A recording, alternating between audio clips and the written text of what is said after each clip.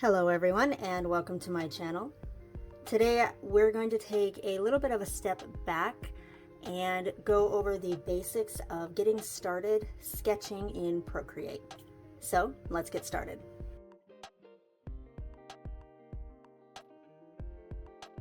So this video is in direct response to a comment that I got on a previous process video. I think it was the video on how I manage layers within Procreate. And the comment says, I've had Procreate for a year and I still feel like a complete beginner.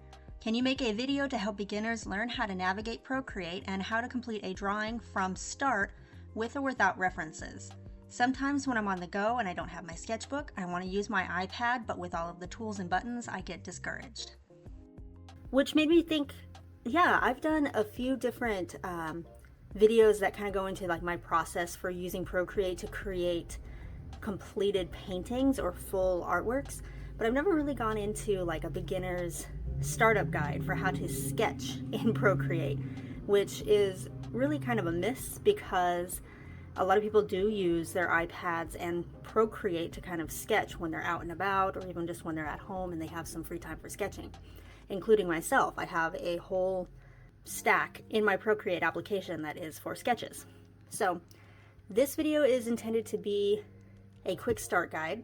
It's not going to go over every single tool and option available in Procreate, because part of the issue for a lot of people, including myself when I first got started, is the overwhelm that you feel with all of the options that are available in Procreate. So I'm going to do a quick start guide that's just going to go over how I do sketching and the couple of tools and I guess application options that I use for that process. So let's get started. So first, I did mention that I have a stack of just sketches, and what I do is go ahead and click on the plus sign to create something new. And there are a lot of pre-established sizes, I'm still scrolling, available for starting up. What I typically do, because I know that my sketches are never really going to go anywhere else, sometimes I will later decide that a sketch will be turned into a final painting, but that process is separate. What I usually do is either just click on screen size, which means it'll create a document that is just the size of the screen, or I click on paper, which is US paper, 11 inches by 8.5 inches. I'm going to go with screen size, and then I'm going to immediately kind of scale it down a little bit so I can see the full paper. Now, probably the first thing that you need to know is I sketch and draw pretty much all of the time in a portrait landscape. You can do a landscape setup if you just turn it sideways. You can also ensure that your screen rotation, is not locked, so you can, let me make sure it'll actually move it. There we go. So you can actually just put it into a landscape if you prefer to sketch like this.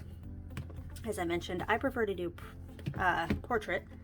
It's just easier and more comfortable for me, so I'm going to keep it in that orientation.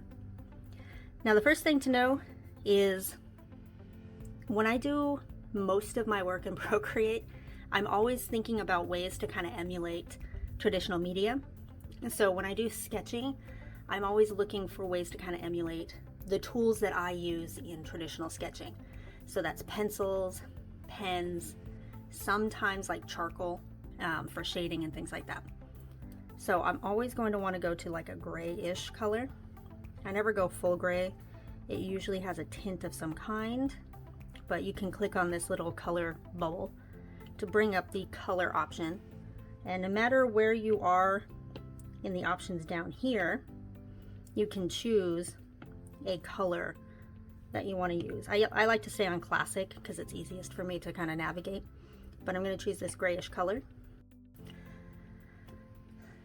And the next thing to dive into is going to be brushes, which I know can be very overwhelming because even just the starting set of brushes, I have a bunch of custom libraries or brush sets in my library. So mine has even more options, but even just the standard Procreate brush options, there's a lot. and they can be overwhelming. So what I tend to stick to when it comes to especially sketching is going to be, there is a sketching category. And probably my favorite pencil for sketching is the 6B pencil. We'll get to that in a minute. I also like the inking category, and that's for if you like to do ink sketches or if you like to ink like the finalized lines in your sketches.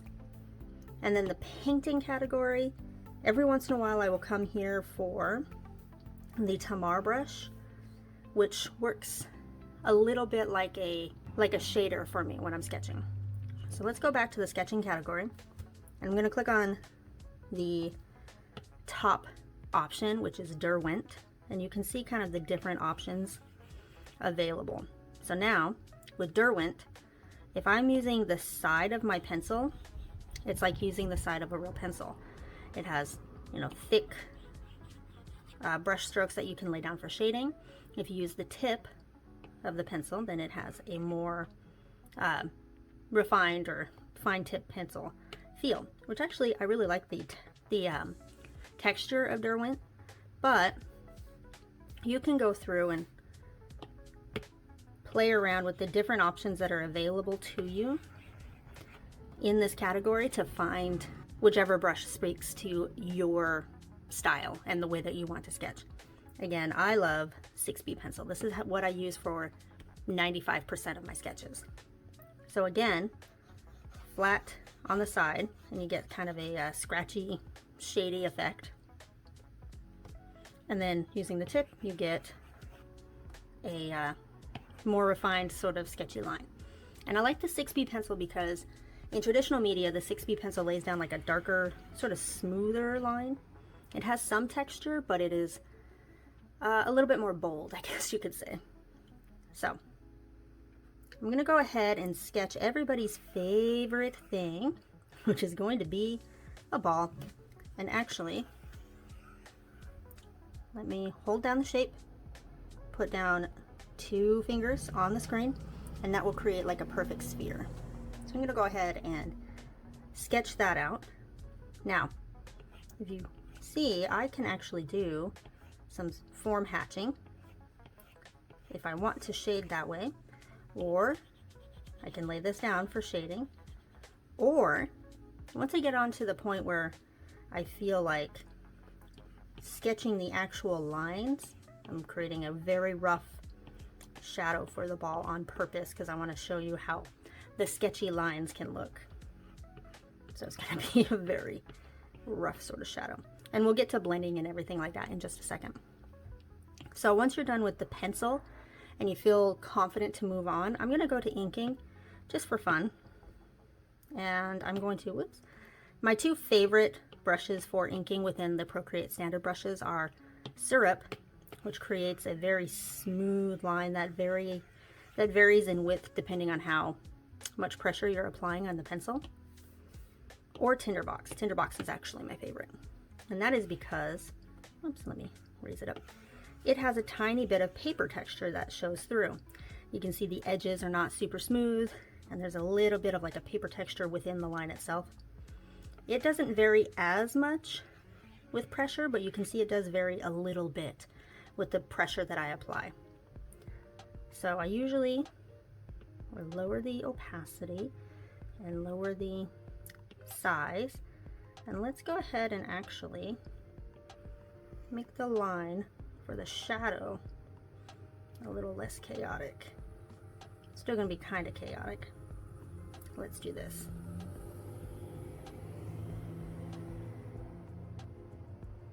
Because we're not going for perfection in our sketches. Whoops. We'll talk about erasers in a second as well. So once I feel like the sketch lines and the ink lines, if I'm doing any, are where they want to be and I want to kind of move on to shading, then I will go into the painting category. And again, there's a bunch of different options that you can kind of play around with to decide what speaks more to your style. I love the Tamar brush. Has a little bit of like a watercolor / marker effect. And let's say that, whoops, let's say that the light is coming from like the upper left. My goodness. You'd think I've never drawn a sphere before. And again, I'm going to very roughly put in the shading because I'm going to show the way that you can smudge and blend. Okay, so super rough. Normally I actually rely a lot more on the brush strokes to create the blending effect. I don't use a smudge tool, but I do want to show it just as something that's available. Let me erase this a little bit. Okay, let's do the shadow. Whoops. And I can do like bounce light and rim light and things like that if I want to. Again, this is just it's meant to be a very quick startup guide, so it's not going to be perfect in execution. Okay, so let's say that you are at a point where you feel like it's looking okay, but you want to get into blending. Normally in a traditional sketching situation, you would have like a stump blender or even just like rolled up paper, use your finger or something like that. But in Procreate, we do have a tool specifically for smudging or blending, and that is this little hand that looks like a little finger if you were to smudge like that. And typically, actually I'm not sure what the basic starting texture is for the blender because I've changed mine around so much, but you have the same amount of options for the blender as you do for the brush. So the same options that you have for the brush, you have for the blender. And changing up the blender that you use will change up the texture that the blending has. I love to use either the wet sponge or the wet glaze, and those are found in the water category. And again, that is Procreate standard. And over here we've got the sizes and the opacity. Opacity in this instance is the strength of the blending. So move it down super low. We're going to get like almost no effect as we blend, a little tiny bit. And then if we're putting it all the way up, we're going to get massive blending that has very, very little texture. So I like to keep it somewhere around 70-ish%. So you can see it blends, has a tiny bit of texture, but even with using a textured blender, you can see that it kind of gets rid of a lot of that beautiful texture from the Tamar brush, which I am not a fan of, and which is why a lot of the times I don't use the blender.